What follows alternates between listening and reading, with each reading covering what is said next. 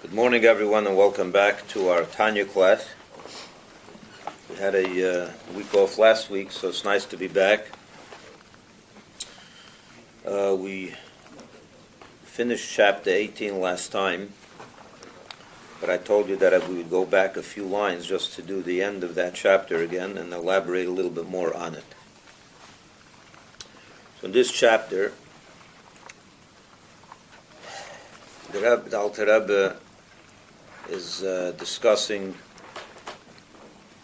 the second method, or as I mentioned many times already, that the Tanya is here to explain the Alter Rebbe explains in Tanya, based on his title page, what he wrote in the title page, that when Moshe Rabbeinu, when Moses tells the Jewish people that the matter of Torah and mitzvahs, the matter of Judaism, the matter of Torah and mitzvah relationship with God is indeed very near to you. So the Alter Rebbe in his title page wrote that he is going to elucidate that verse and that idea in a long and a short way.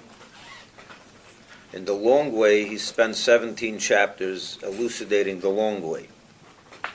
And basically what he said was that every Jew has the ability to arrive at a powerful and passionate love for Hashem through contemplating the greatness of God. But before he does that, he introduces us to the soul of the Jew, to the soul of man, which is made up of 10 faculties. He says that we have two souls. The human soul, which is that drive within us, that consciousness within us that pulls us in the direction of self-centeredness. But then we have a second consciousness, which he calls the godly soul, which is a part of Hashem above. And that's a whole second persona or consciousness which pulls us in direction of selflessness and God-centered. And he said that the way to then he says that every one of these souls has 10 faculties. It's made up of 10 soul powers: wisdom, understanding, knowledge, and the 3 intellectual faculties, and then the 7 emotional ones. And he introduced the idea that in order to arrive at a passionate love for Hashem, which is the only way one can be totally dedicated to Torah and mitzvahs, is when we have a passionate love for Hashem. And he explained in the first 18 chapters, basically in a nutshell, that the way to get to that love is through Bina, through an understanding of the greatness of God. You cannot love that which you don't know. So when you get to know Hashem, and you realize how good and great and wonderful it is, Hashem is, you will naturally that will give birth to emotions of love and fear of Hashem. Right? So the first method, or as he calls it, the long way, the first 17 chapters, is based on Bina of the inner soul, based on an understanding of the greatness of God. To cite an example, if you have a friend, when you meet your friend the first time in your life, do you like him? Do you love him? No. How could you love a person you never saw? You don't know anything about him. But then you have a friend, you look later on, years later, you love that person. You develop a real passionate love. I mean, not passionate, but a real love for that person. Maybe passionate also in a different way. You love that person. You do anything for that person. Why do you love him? Because you developed a profound understanding of how wonderful that person is. You like his qualities. You like his company. He's funny. He's witty. He's smart. He gives so much to you. You gain so much out of this relationship. Do you really love him? It's based on Bina, based on an understanding of that person's greatness. But imagine you meet a person on the park bench, and you're told, this is your brother. This is your brother. Do you need to understand his greatness in order to love him? Your brother, you have to like. If you like your brother only because he's a great person, and if he's not such a great person, you don't love him. You love him naturally. In chapter 18, the Alter Rebbe began to introduce the second method, which is the short way. And he introduces us to the idea of the hidden love that is in every single Jew's consciousness, or the subconscious. Every one of us has a hidden love for Hashem. How do we get it? The Alter Rebbe began chapter 18 by explaining that each one of us has this hidden love, and he went on to the question he asked is, where do we get this love from? What is its source? What is its content? And how is fear included in that love? Because at the end of the day, you need both fear and love. And if it's based on based on the hidden love, what is the hidden? How is fear included in hidden love? In this hidden love that we all have. So in chapter 18, the Alter Rebbe answered the first two. Where we got it from? We got it from our forefathers, from Avraham, Yitzchak, and Yaakov. They merited to bequeath each and every single one of us this love. What is its source? So he says the source of this love is not in Bina. The source of this love is in the Chochmah of the Nefesh.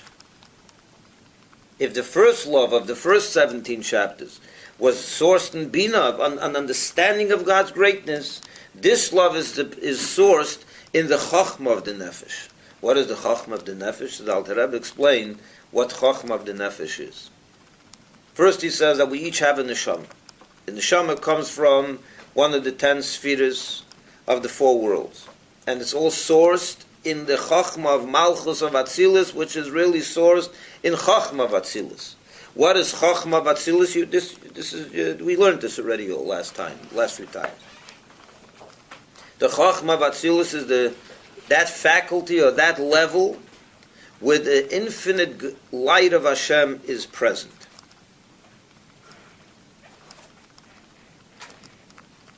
We associated Chochmah with Bittul, if you remember. Bittul meaning self-effacement, self-nullification. Exactly, we showed you that diagram.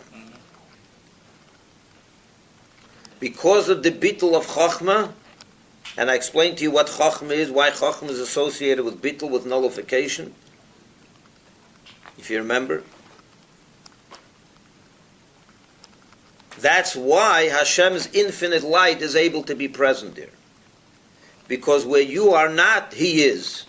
Where you begin to assert yourself, you're no longer a vessel for the infinite light of Hashem. And being that Chochmah is that faculty within us, which is Koyach Ma, it's that level of we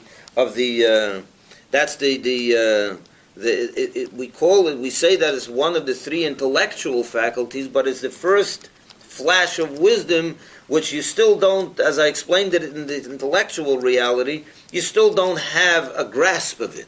On the contrary, you're lost in it. In other words, what the difference between Chochmah and Bina, just to recap, what I explained last week, or last time, was that in Chochmah, in Bina, you are... let me start with Chochmah. In Chochmah, the subject appears and reveals itself to you, like a lightning bolt. Yeah, you're in a dark room and suddenly you have a lightning. It's outside. You see a lightning all of a sudden. What happens? Everything shines. Everything is you see everything for a split second, right? And then it goes dark again. Chochmah in the intellectual experience is where the subject matter reveals itself to you. You submit and you open yourself up to the information. So you submit, you're nullified. You are not the one that is assertive. You are not the one that is the dominant part of the relationship. On the contrary, you open yourself up for... it's like the difference between seeing and hearing, if you remember I explained. When you see a picture, a beautiful painting, the painting is there. The painting shines within you. When you hear something, you have to piece the pieces together. When someone tells you about a painting that he saw, so he saw a horse, he saw a rider, he saw a mountain, he saw a thing, you're piecing it together. That's Bina. In Bina, you assert. You now have to take over and start building a structure of comprehension of intellectual structure, of understanding its length, its breadth, its depth. In Chachma, the subject shines in you. In Bina, you become the dominant force. We've discussed this at length in the last couple of times. So Chachma is that ability for a person to self-efface, to be nullified, to submit to something higher.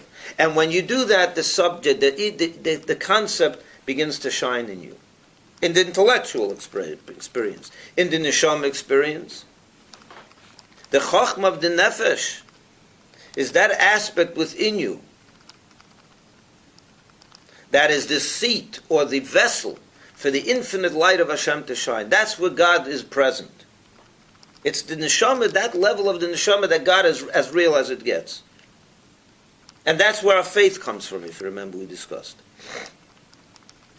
For us, it's not intellectual. We don't reach faith based on our understanding. Our intellect brings us to believe in God. By a yid, it doesn't work. The someone that has a neshama, it doesn't work that way. We experience God. God is real in our existence. He's part of our DNA. The Chachma Shebenefesh is where God's reality is felt and is real and is existent in us. And therefore we believe in Hashem. It's beyond intellect. That's why every simpleton believes in Hashem. If he has a neshama. It doesn't take brains. It doesn't take the intellect to believe in Hashem. Because we have it in the Chachma of the Nefesh, is the place, is the vessel for where Hashem's presence is, Hashem's infinite light is present. Because it's that aspect of the soul that has the power to be bottled, to be nullified, right? Humbled. It's not the right word. Bittul is not synonymous with humble.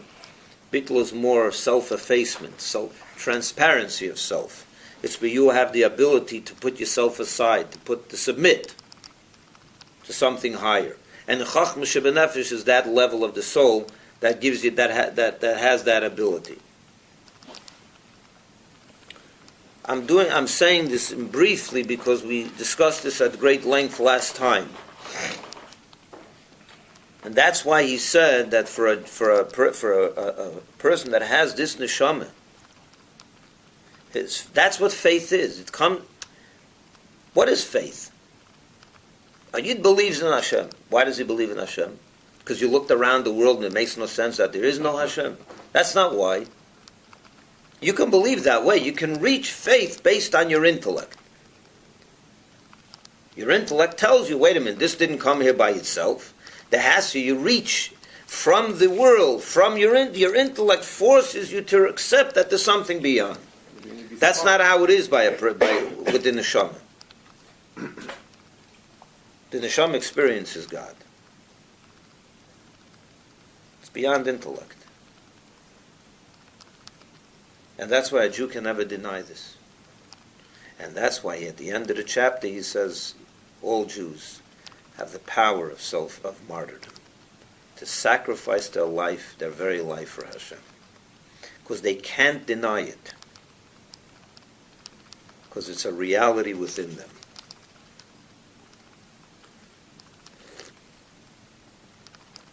So in the first 17 chapters he says you reach that love comes from Bina. From grasping the greatness of Hashem through your brain, you understand His greatness and therefore you love Him. In chapter 18 he says this love is sourced in Chachma of the Nefesh. Not because you understand His greatness. Because He's part and parcel of who you are. You don't have to understand it. It's hidden, but the problem is it's hidden within us. Sometimes it's not revealed, we have to reveal it. So in the first 17 chapters, what a person has to do, he has to create that love through his understanding of God's greatness. In chapter 18, the Alter Rebbe says you don't have to create anything. It's there, you just have to reveal it. It's there by default. It's there by definition. By the fact that you have an neshama, it means you have a love for Hashem because it's part of you. It's part of who you are. You love yourself. It's the difference between loving a stranger and loving your brother, or loving your father, or loving your son. Why do you love your son? Because he's great. Because you thought about him and he's a wonderful child. That's why you love your child? No. You love your child because he's part of you. Why do you love the stranger? If it wasn't for your intellect telling you that this person is worthy of love, you wouldn't love him.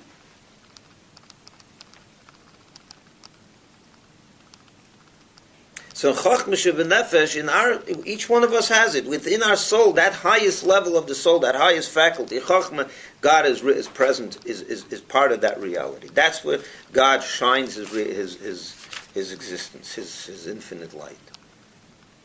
That means it's in our Chachma Shebenefesh. You can't deny it. It's there. Problem is, it's sometimes covered over. It's hidden. It's concealed. You just have to reveal it. How hard is it to reveal? Much easier than creating it. And that's what Dr. Rebbe says is the short way, it's the easier way. We'll see soon why it also has its disadvantages. Why the first 17 chapters have an advantage, a way of reaching God through intellect and through a grasp of his greatness, sometimes has an advantage over the love that you have, that you rely on. In other words, the love that is already there, you just have to reveal it. But that's not for today, we'll get there. But today we're talking about the fact that we have that love innately in ourselves. It's in our nature to love Hashem. You can say it's life by itself. I mean, if we want to understand what life is, it's something that makes us alive, but we don't understand. It's no description of what life is. You're talking about life itself, the life of the body, the fact that we're alive? Yeah. That comes from the second soul. That comes from, the human soul. The human soul is what animates our body. The godly soul encloses itself in the human soul and in the body to give a spiritual life. So I don't want to confuse those two. But the truth is, for a person that has the neshama, his life comes from the neshama as well, absolutely. But for this discussion, the answer to your question is, in this chapter, he's talking about the neshama, which enlivens the chachma of our nefesh, which is beyond intellect. It's a natural thing that we have, and therefore it doesn't come from your intellect.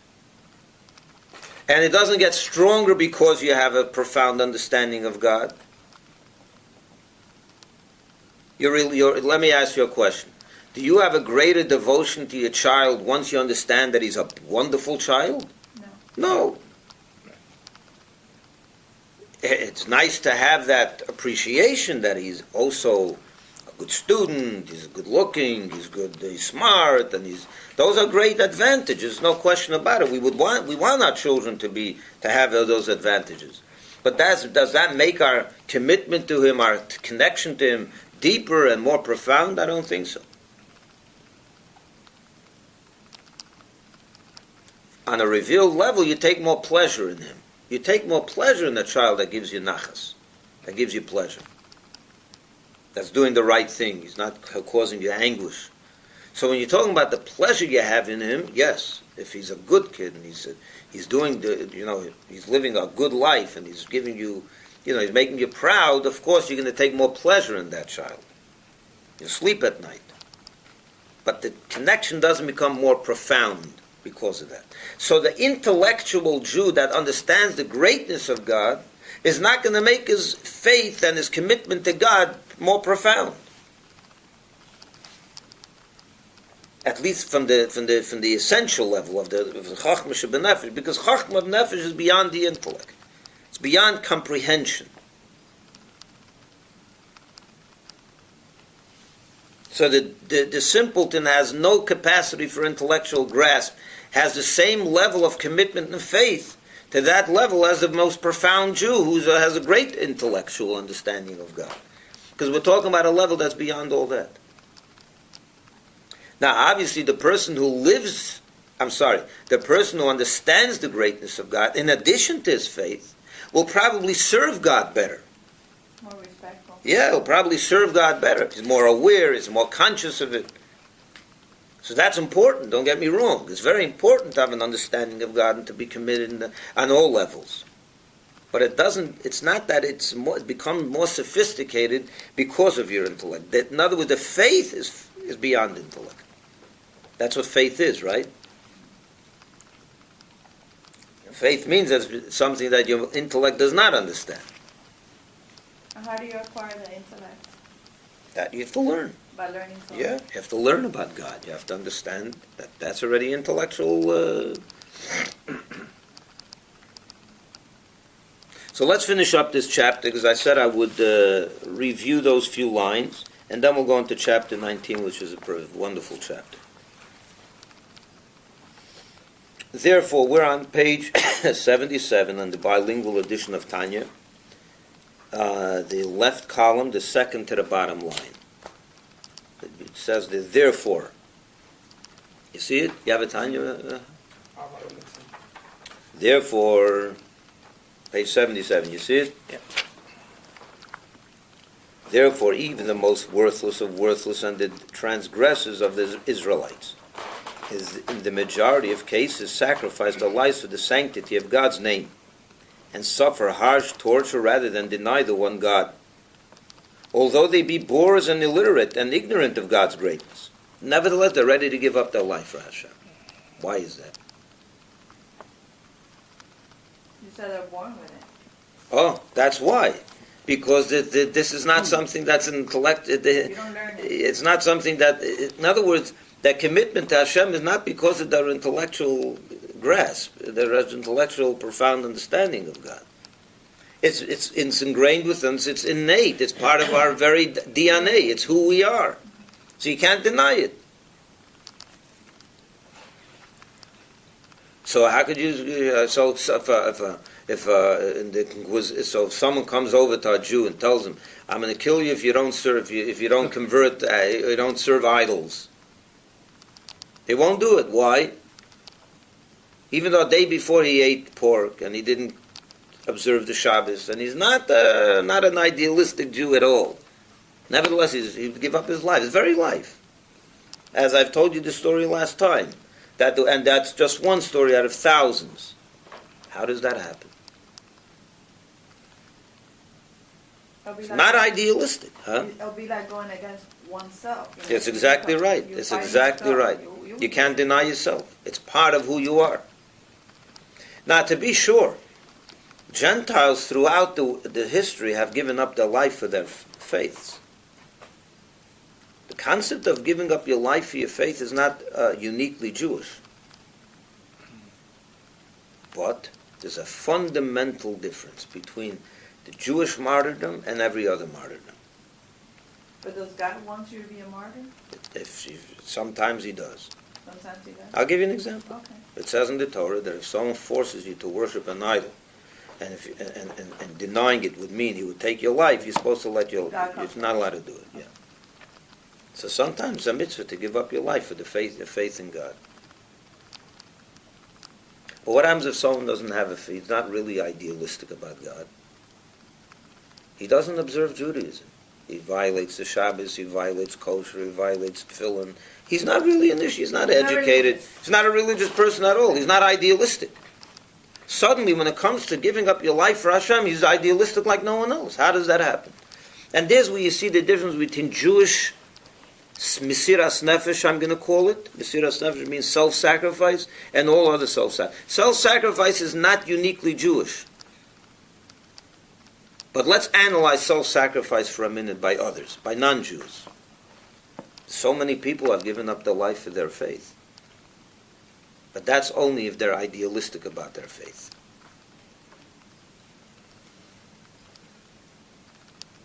A Christian can give up his life for his faith, for sure. An American soldier gives up his life for his country, for sure, no question about it. But this is a concept. What do you mean, one second? Why? Why does the Christian give up his life for his faith? Why does the American go to his death protect the flag. Because he's idealistic about the flag. It's part of his training. That's besides the faith, but that's besides the point. That's true. It's part of his training, but he's idealistic about his. In other words, take away my freedom, take away my life. Right? That's the motto. I don't remember the exact words. There's such a slogan, right? My freedom or my life. What is it? There's some kind of slogan like that. Give me liberty. Give me liberty or give me death. Exactly. Thank you. Exactly. What is it? Why death? You'd rather because if you take, in other words, if you take away that which I am idealistic about, I'd rather not live. The Christian, if you take away the Christian faith from him, he'd rather not live. He loves Christianity. He serves. He goes to the church every Sunday, or maybe even more than once. He's totally dedicated. So it becomes so part of his life that if you take that away, he'd rather not live. That's why he would give up his life for it. But let's take a Gentile, a Christian that was born a Christian, but he never goes to church. He never really is. He doesn't really. He's not really connected. He doesn't really. He's not engaged. He's not involved. And then you come to him one day and say, if you don't stop Christianity, I'm going to kill you. You think he's going to go get killed? He won't. Not a chance. It'll never happen. Why? Because it's not his life. A person is going to give up his very physical life for his ideals. But if it's not his ideal, why would he give up his life? A person goes against the grain. No one wants to give up their life. If your life became Christianity and you suck it out of him, okay, I'd rather not live. He says, really, is that real Mesiras Nefesh? If you think about it, it's not Mesiras Nefesh. It's not self-sacrifice. That became yourself. Christianity became yourself. You take it away from him, what am I giving up? My flesh and blood. In other words, it's not real self-sacrifice. I'd rather not live. If you'd rather not live, then what are you giving up? But a mother could be willing to die for her son as well. 100%.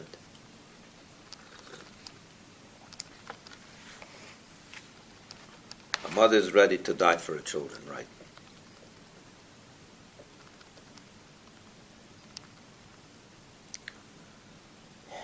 But by a Yid, we find an interesting phenomenon. You find a Jew, you never see him in synagogue. He does not observe the 613 commandments, not because it's his fault. He wasn't brought up with it. But you put him to the wall on a matter of faith, he'll go to his death. He's a non-idealistic Jew that suddenly became the greatest idealist. How did that happen? Where does that phenomenon come from? Chochmah shebenefesh. That because godliness is not a concept to him. It's life itself. It's his very DNA. Like the mother who gives up the child, her life. She can't, it's not possible otherwise. He was born Jewish. It's not and when you come to that Jew, like the story I told you last week with last time with Yosel the Ganev. You think he sat there and thought about this? Let me see, there's two options. I can give up my life and I cannot give up my life. And he had an intellectual process. He went through his intellectual process and he decided, you know what, I can go both ways and I'm deciding to give up my life. That's not the process.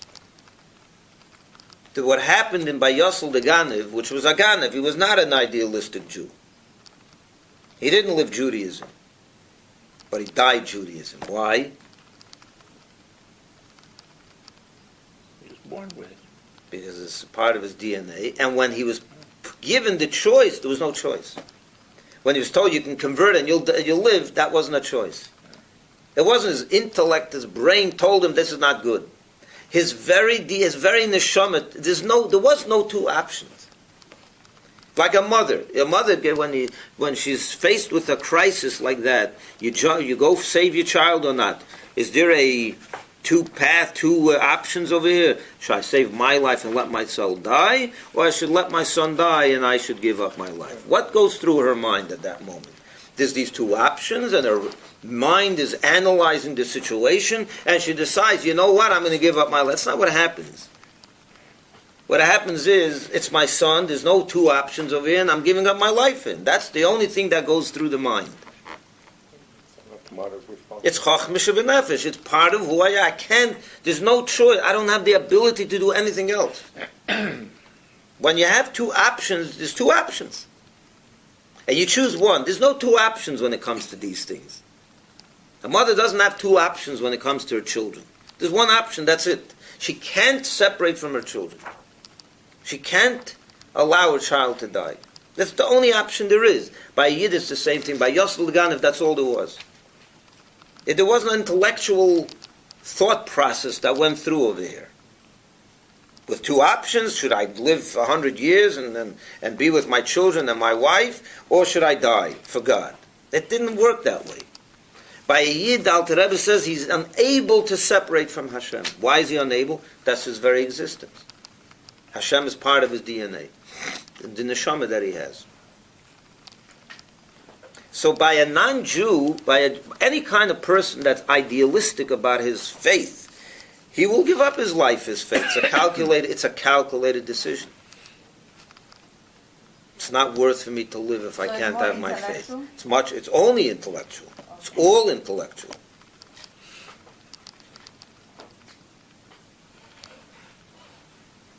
He's going to give up his life because his life became his faith. This is his ideal. Some people live it. That's what becomes. They have no interest in any other life. That becomes their life. If you take that away from them, I'd rather die.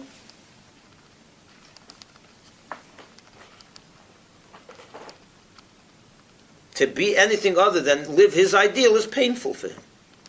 She doesn't want to live in pain, psychological pain, any kind of pain. Doesn't want to live. Even a Jew who changed his religion into something else, he still have that conviction. You are asking a very good question. Well, everything I'm saying seems to point in the direction that every single Jew, no matter who he or she is, will give up their life for their Jewish faith. For Hashem. For Hashem, yeah. Even if they're not idealistic. But we know that in the history of the Jewish people, there were people that did opt to live and not die, even though it meant to become convert, and so on and so forth. So that's true. So if you remember last week, I explained this. I gave you the example of you meet us. So you're sitting on the park bench, and right near you there's someone sitting. You're not aware that that's your father. You've been separated from your father, like Jews in the Holocaust. Their fathers, they separated families. And after the Holocaust, they weren't sure if anyone was still alive in their family. Most weren't. And then 20 years later, they meet up with a brother, a father, a mother. It happened. Imagine you're sitting on a park bench. You haven't seen your father since the day you were born. He was separated from you. You were kidnapped. And you're sitting on a park bench. Right near you, your father's sitting. He doesn't know that you're his son. And you don't know that he's your father. Are you going to love him all of a sudden? Would you give up your life for that person? No. But imagine within 5 minutes the father finds out this is his son. That you've the long-lost son. You were separated in Auschwitz. And suddenly you're here. It's my son. What would happen in that moment? What would happen in that moment? It's a transformative moment. Suddenly he would give up his life for his son. No question about it. It's his son. How could he not? But if you don't even know that it's your son, you have to know that it's your son. Certain Yidden gave up their life because they didn't give up. They succumbed to the pressures of, because they didn't know about Hashem. They didn't even know they had a neshama. If you don't know you have a neshama, of course you're not going to give up your life for it. But if you're aware of your neshama, Yosel Leganov was aware. He was brought up with Yiddishkeit. He knew Yiddishkeit. He just didn't live it. But he was aware of it. He knew that God was his. He knew he had a neshama.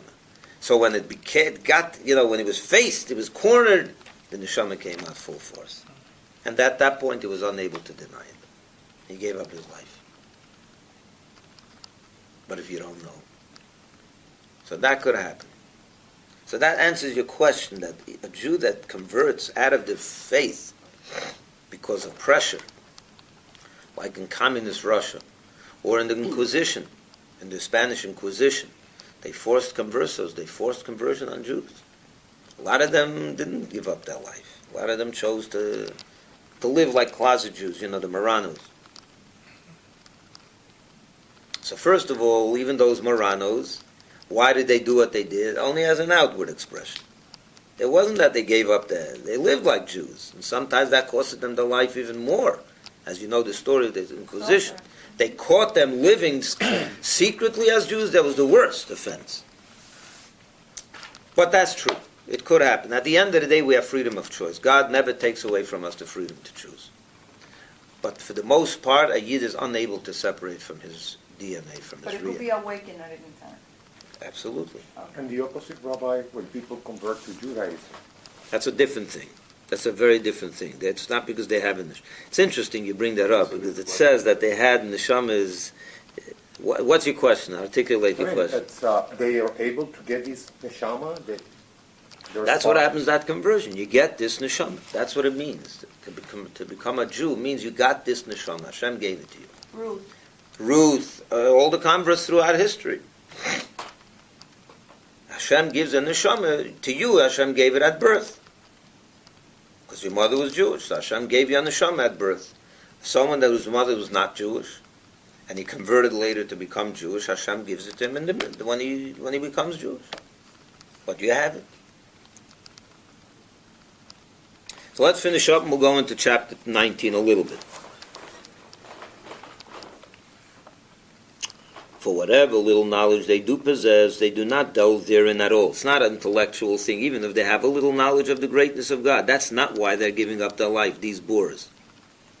And so they do not give up their lives by reason of any knowledge and contemplation of God. Rather, they do suffer martyrdom without any knowledge and reflection, but as if it were absolutely impossible to renounce the one God, and without any reason or hesitation whatever. This is because the one God illuminates and animates their entire nefesh, their entire soul, through being clothed in the faculty of Chokhmah, which is beyond any graspable and understandable knowledge or intelligence. So there you have it. So we answered two questions. Where does this love come from? And where is it sourced? It comes from we got this love from our patriarchs, because they deserved, and their service of God was so profound that they merited to bequeath to every one of their descendants forever a neshama. And in the neshama, the source of that love is in the chokhmah of the nefesh. Okay? Now we move on to chapter 19, where the Alter Rebbe is going to explain what is the content of what every love. When you love another person, the love causes you to want something, to connect to that person, spend time with that person, right? The love drives you. What does this love drive a Jew? What is the drive of this love? You would think to come closer to God, right? To become closer to God. What is the love of the first 17 chapters? The love that comes from Bina, from an understanding of the greatness of God. You want to have a relationship with God. You want to get closer to Him. You want to do more mitzvahs. You want to be one with Him. What is the drive of this love that he's talking about, the hidden love of the neshama? He says something very, very interesting in the beginning of chapter 19. Let's begin. Yeah? To elucidate still further, it is necessary to clarify the meaning of the verse, the candle of God is the soul, neshama of man. There's a verse in Proverbs, the neshama, the candle of God is the soul of man. Man's soul, our soul is compared to a candle. What is the nature of a candle, of a fire? What it means is that the souls of Jews who are called man are by way of illustration like the flame of the candle, whose nature it is always to scintillate upwards. For the flame of the fire intrinsically seeks to be parted from the wick in order to unite with its source above in the universal element of fire, which is in the sublunar sphere, as is explained in Eitz Chaim. And we'll just read till the end of that paragraph. And although it would thereby be extinguished and emit no light at all below, and even above, in its source, its light would be nullified. Nevertheless, this is what it seeks in accordance with its nature. What is a candle? Everything gravitates downwards, right? Fire is the one thing that gravitates upwards. It's always moving upwards.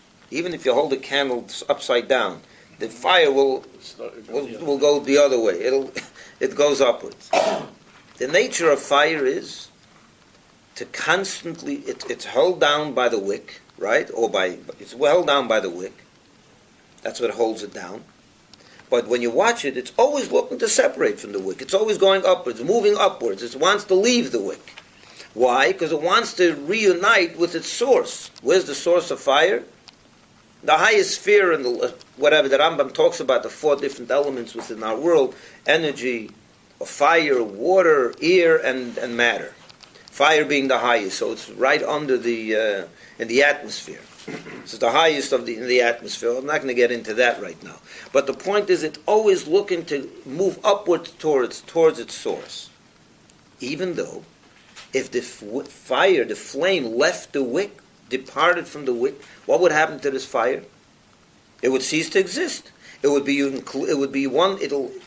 included and one with its source, but over there it will not give light, it will not give warmth, it'll cease to exist, period. It'll be completely nullified out of existence. So why would a fire want that? And we talk in terms of want and will. A fire doesn't have a will like that. But why would the nature of the fire be like that? Everything wants to exist. The nature of existence is that it should exist. Here we see one aspect in nature, an existed being, a fire, wants to stop existing. It wants to nullify and leave its existence. That's its nature. That's the nature of fire. You understand it? No, but that's the nature of fire. The neshama is the same nature. The neshama is like a candle, like a fire. The neshama is always looking to leave the body. It wants to reunite it with its source in Hashem, its origin, its source. Even though that means its nullification out of existence, or out of its present existence for sure. Which goes against the grain. Everything wants to exist. Every love, think about it, this love is different than any other love in the world. When you love something or someone, what is the drive of that love? You appreciate that person, so you want to be close to that person. You don't want to stop existing because of that. You don't want to lose your existence in that person. You want to become one with that person, to enjoy that person, to benefit from that person. Not in a selfish way, but in an idealistic way perhaps. But to gain something, to become one with that person, to become united with that person, not to stop existing. This is one love of the neshama. The neshama wants to lose its existence. It wants to become one with Hashem. By the way, the comparison to a candle is another very interesting thing about Jews. This is a comparison to the Jewish neshama. What's a flame? When you look at a flame, is it ever content? No, it's not. It's always there's moving. There's a movement always. Very often, sometimes you have a flame that's still, but even that flame is moving. It's not. It's alive. It's always, there's something uneasy, unsettled about a flame. It's always moving upwards, always looking for something. If you think about it, the neshama within us is what drives us. In history, if you think about all the revolutions that took place, who started them? Who started most of the revolutions? In the last 100 years or 200 years? A lot of them were Jews. The communist revolution, most isms are all Jews are creating them. You know why? because of their neshama. Here's the meaning of it. If a yid is aware of his neshama, and he's aware of his power, and he connects to Hashem because of it through learning Torah and doing mitzvahs, that's where the neshama's natural expression wants to be. But a Jew that's unaware of Torah mitzvahs, he wasn't educated, whatever, you think he doesn't have a neshama anymore? He has a neshama. And that neshama is going to drive him crazy. He's not content. A yid is never content. So he's going to look for a revolution. He's going to be involved in some kind of revolution. Because his neshama doesn't let him be content. His neshama is always in an upward movement. He's not, life as is not enough for him. Because the neshama doesn't let. The neshama is a candle. A candle is always flickering. A yid is always flickering. Different colors all the time. He's always flickering. He's never content. So when the neshama is not given expression in Torah mitzvahs, it's going to be given expression elsewhere. They'll bring communism to the world. They'll bring this ism to the world. They'll bring some ism. There'll be some kind of revolution, because the neshama doesn't let them stay still.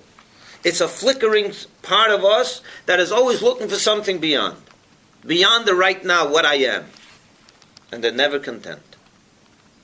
It's a candle. A candle is always jumping. Think about it. It's very true.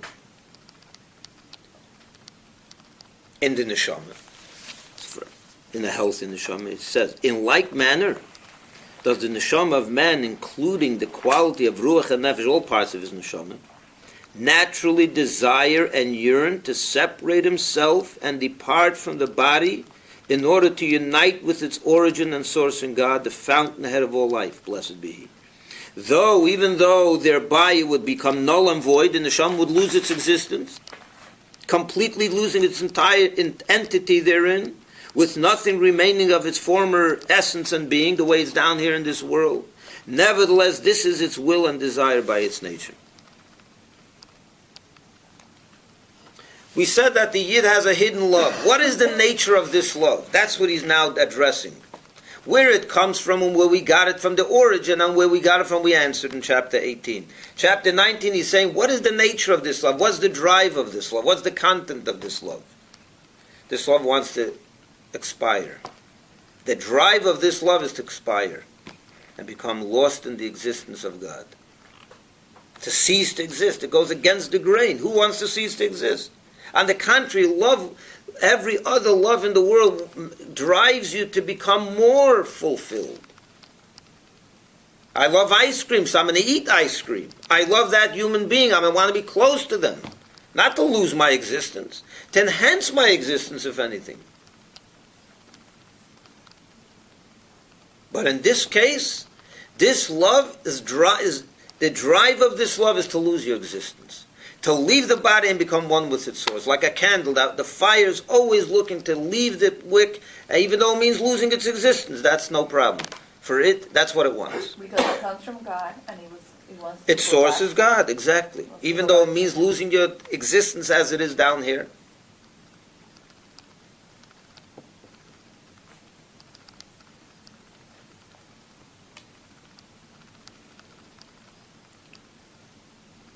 Does it make sense? No, it doesn't make sense. It's not a rational thing. Is this a rational thing for a love to drive you to end your existence? No, hardly. It's not rational. No.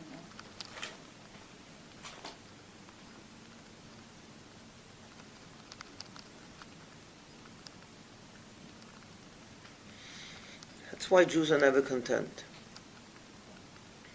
They're never content. They're a candle that's flickering constantly. And that could be good and bad also. It can have consequences that are wonderful, and it can have consequences that are very unwonderful, very not wonderful. If it's given expression in the wrong places, it's horrible. Jews have become their own worst enemy sometimes. Karl Marx. Look what he did. He was a Jew. And many others. So you would say his intelligence went above his wisdom. No, it's not his intelligence. He was intelligent. Oh, he was an intelligent person yeah. also, but I'm saying that what drove him, what was... I'm giving you a psychological bent to it, but the point is, a person with that possesses this neshama is a candle. He's always up. I need something more. My existence right now is not enough. He's always flickering. He's uneasy. Just like a flame. Watch a flame. That's why kids always watch flames, right? They love fire. Even babies. There's something about fire that kid.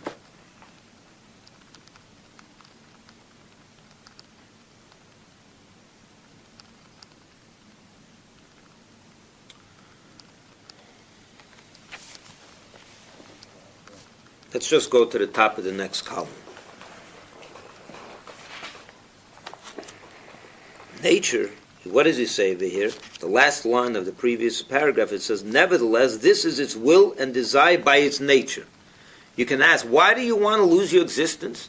That's nature. What does the word nature mean? So he explains. Nature is an applied term for anything that is not in the realm of reason and comprehension.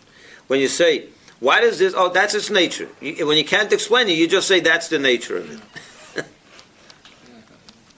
Nature, in this case, he's saying nature, and it means it's beyond reason. That's the nature of the neshama. Does it have a rationale? Of course not. It goes against the rationale. The rationale is that you want to exist. Who wants to lose its existence? But that's the nature of the neshama. It wants to expire. In our case, too, the inference is that this will and desire of the soul are not within the realm of reason. You can't explain it by rationally. I want to lose my existence. Why would you want to lose your existence? And not within the realm of reason, knowledge, and intelligence that can be grasped and understood, but beyond graspable and comprehensible knowledge and intelligence. For this nature stems from the faculty of Chokhmah found in the soul, wherein abides the light of the Blessed Ein Sof. Just like the fire wants to lose its existence to be included in one with its source, even though it loses its existence there, the neshama is the same thing.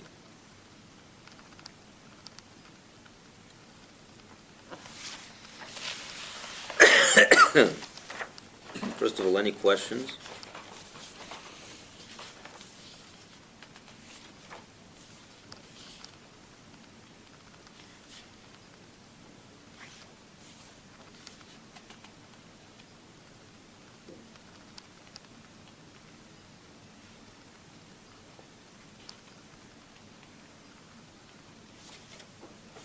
Huh?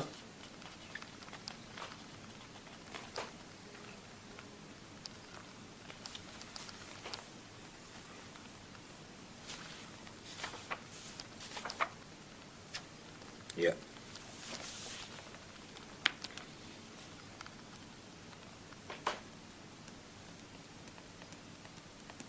And this is the difference between these two loves. The love of the neshama that we talked about in the first 17 chapters, which comes from a profound understanding of the greatness of Hashem, which drives you to love Him. What's the drive of that love? It becomes closer to Hashem, to learn more Torah, to do more mitzvahs, to enhance your spiritual existence, to become more spiritual. Not to lose your existence.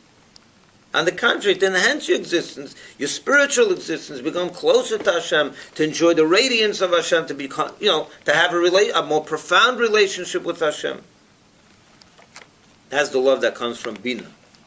The love that comes from Chokhmah of your nefesh is a love that drives you to lose your existence.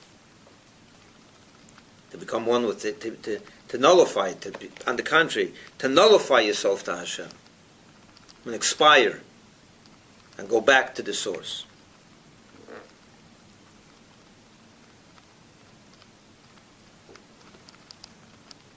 And that's where your self-sacrifice comes from.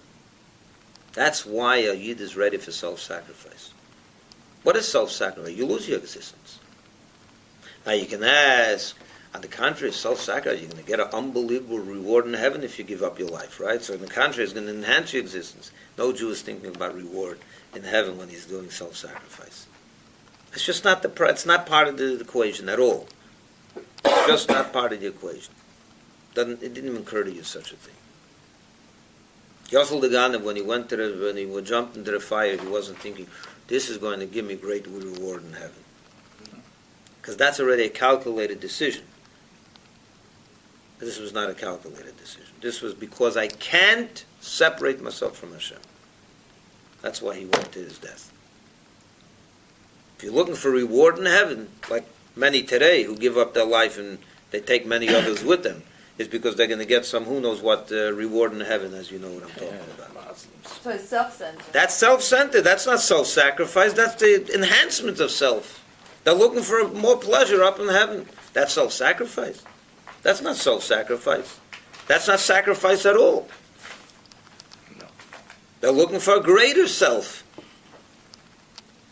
By a neshama, it's self-sacrifice. It's like a candle. It's like a fire. He's losing his existence. He's not interested in the reward. He doesn't even think of reward. And he's pre-calculated. What? And he's pre-calculated.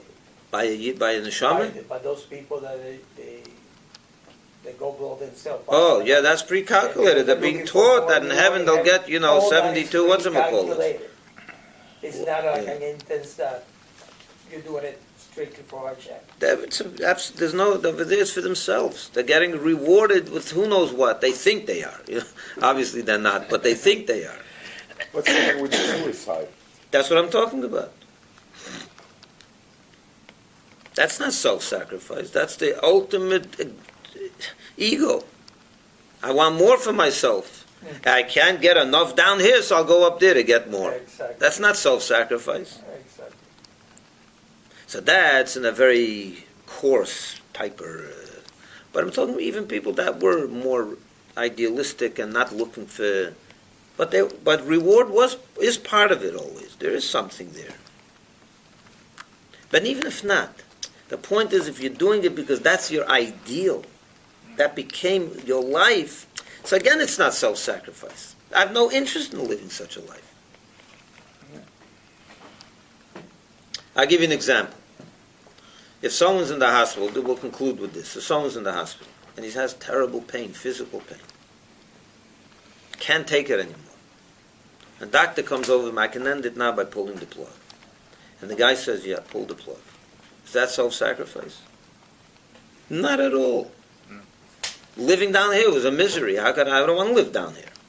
For some people, if you take away their idealism, it's like living in a hospital with terrible pain. They're not interested in that life. So that's self-sacrifice? Hardly. It's not either self-sacrifice.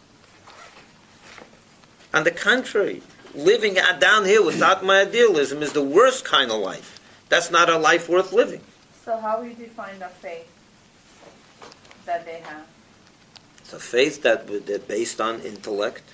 Their intellect brought them to believe in God, which is a very good thing, and they've gotten to such a high level of belief in God that became who they are. That became their ideal in life. You take that away from them, they have no interest in life anymore. Is that self-sacrifice?